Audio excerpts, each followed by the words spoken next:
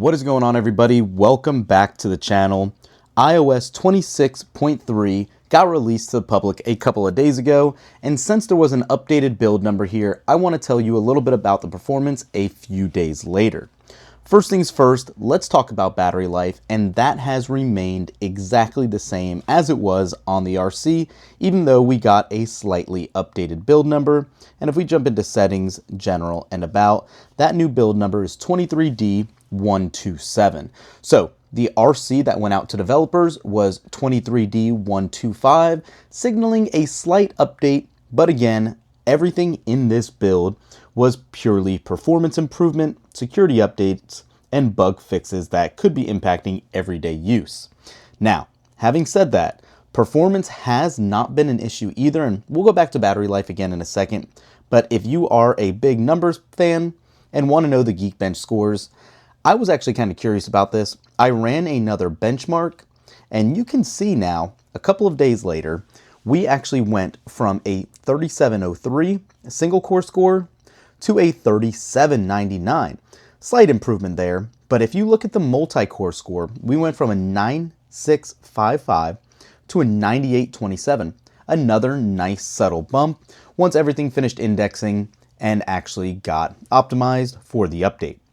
First things first also, if you ever have an update that comes in for your iPhone for iOS, you always do want to jump into the App Store and make sure you don't have any apps that need to be updated. I guarantee you if I refresh this now, daily there's always updates, and you can see now we have 10 updates. As Apple releases new iOS versions, the apps need to be updated to take advantage of some of the new features and other changes that Apple might have made. So doing this will help ensure that your phone and the apps are as optimized as possible. Again, having said that, as you can see, just jumping around, you saw that slight refresh there of the app icons. That has been kind of happening a couple times, which is very weird. Now, it could be that I just hit the update apps button and that triggered this for whatever reason. Again, still very strange because it's clearly not updating every app, but just something I want to make you guys aware of. Jumping into battery life, again, if you actually go and follow our other channel and videos, you would know we have a tendency always to update our phone throughout the day, or I should say charge it up more throughout the day. And that still is the case here, but on a normal day here, you can see I have a screen idle time of 16 hours and 50 minutes with 7 hours of screen active time. Yesterday, I had 13 hours of screen idle and 9.5 hours of screen active. I do, again, always usually update throughout the day or keep it charged, simply because I am a heavy user. Most regular casual users on an iPhone can probably still go a whole day on an iPhone 17 Pro Max at least without needing to top it up, which is good, consistent battery life. But keep in mind, you will lose about 10% or so, depending on your usage, every hour to hour and a half. Not terrible, but still not quite as good to me personally as it was on iOS 26 when it first released. Now, I do have, it's basically a brand new phone. I do have, 126 cycle counts at still 100% max capacity, even using all of these betas. So that is good to see, but just kind of temper your expectations on battery life somewhat. As far as how smooth everything's been, again, we haven't had any issues. I have not seen a single frame rate drop for the ProMotion display, which is very nice. So as you can see here, everything is working as you would anticipate. So that's good to see. Everything was done behind the scenes, and this again did not have a ton of new features added. There was a change with the actual security updates and all that. Under privacy and security now, as we've discussed recently, you do have background security improvements, and while nothing's listed, there hasn't been one pushed, but this should also help get those out quicker for regular updates that are needed without having to update the OS as a whole also. Aside from that though, obviously the big question is always going to be, and we just did a video of should update from 26.2.1 to 26.3 RCs. And following up on that, if you are running an older version, possibly not even on 26.2.1, now looking for 26.3, I don't see a real reason for you to update, especially on older devices. It is very questionable. You never know what battery life's going to be or what sort of performance degradation you might actually get on iPhone 12, 13s, and the likes of those.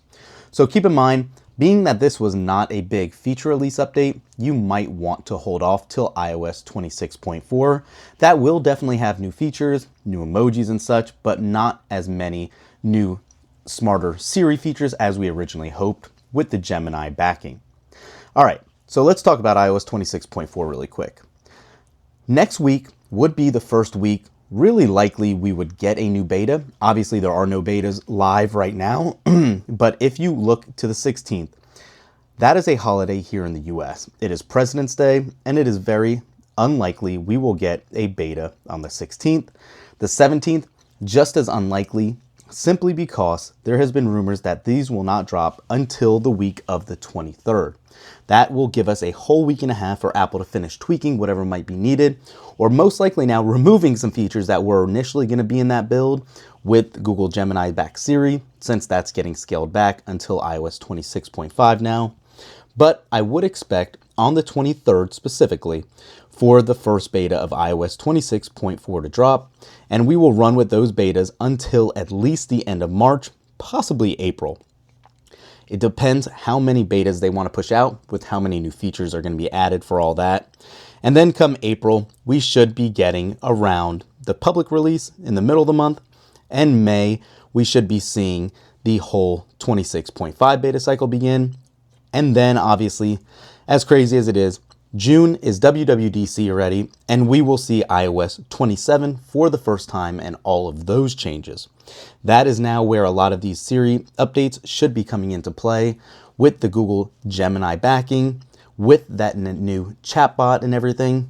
It's very interesting what's going to be going on in the next couple of months with Apple software and betas. So take that for what you'd like, but again, I'll recap. Battery life has been stable but okay. Performance has seen no issues at all, no dropped ProMotion displays for frame rating and all that, and then no real major rush to update if you haven't already. Personally, I would probably wait.